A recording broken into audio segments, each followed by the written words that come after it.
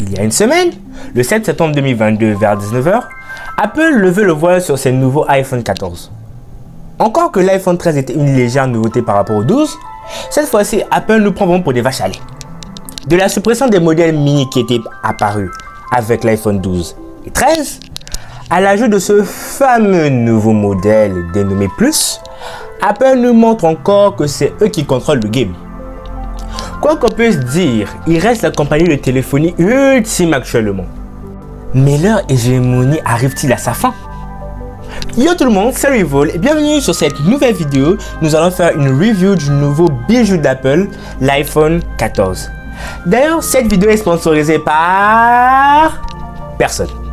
Et oui, je suis un petit créateur qui a pas beaucoup d'abonnés, je suis nul. Mais je sais que vous êtes génial. Alors pour m'aider, abonnez-vous et faites-le moi savoir dans les commentaires. Et si vous l'êtes déjà, écrivez aussi dans les commentaires ce que vous voulez. Mettez un pouce bleu qui pointe vers le ciel et partagez la vidéo pour continuer à me soutenir. Et nous commençons sans plus tarder. Mes chers Revolistes, vous savez tous que je n'ai pas la langue dans ma poche. Je dis tout haut ce que les autres pensent tout bas. Bien. D'abord, vous trouvez pas que l'iPhone 13 ressemble un peu trop à l'iPhone 14? Même processeur, même écran.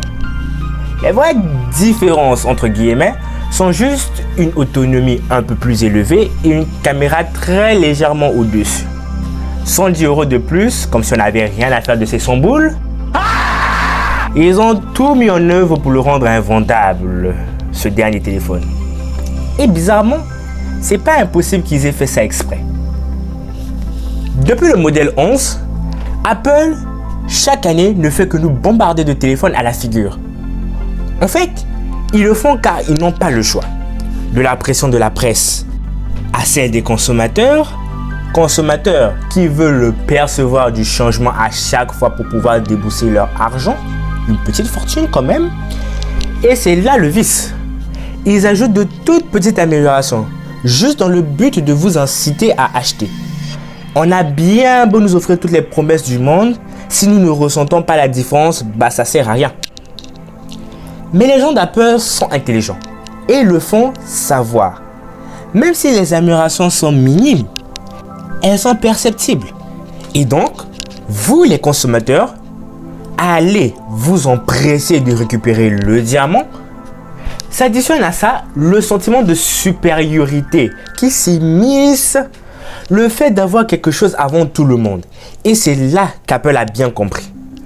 Même si certaines fois ce sont des flops, ils restent au top et peuvent savoir facilement ce qui n'a pas marché sur leur téléphone avec les avis utilisateurs et la presse.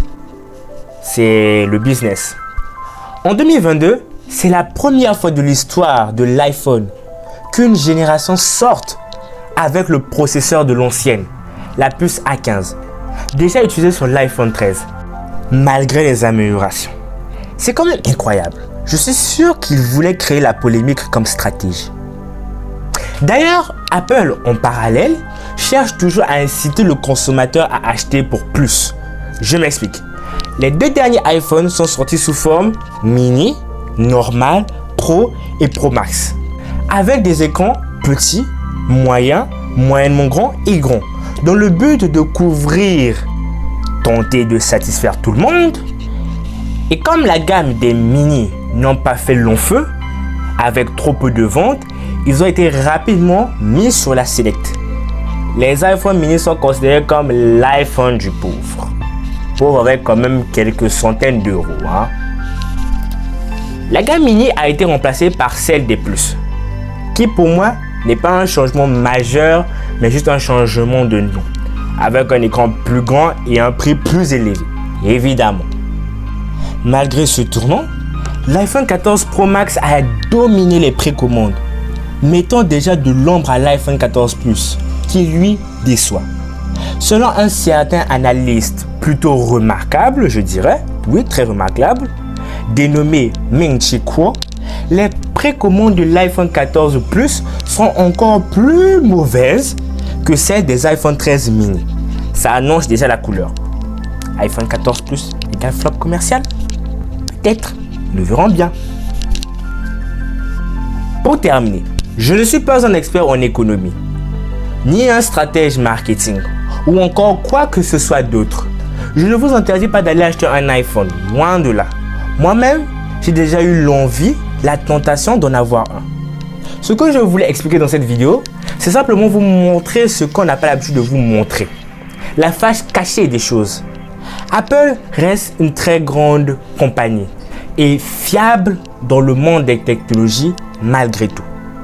Merci d'avoir suivi la vidéo. Si tu es resté jusqu'ici, ça prouve que tu as aimé mon contenu et tu peux l'exprimer en laissant un pouce en l'air et un abonnement si ce n'est pas déjà fait.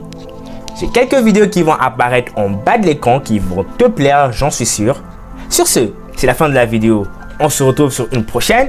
Revol out.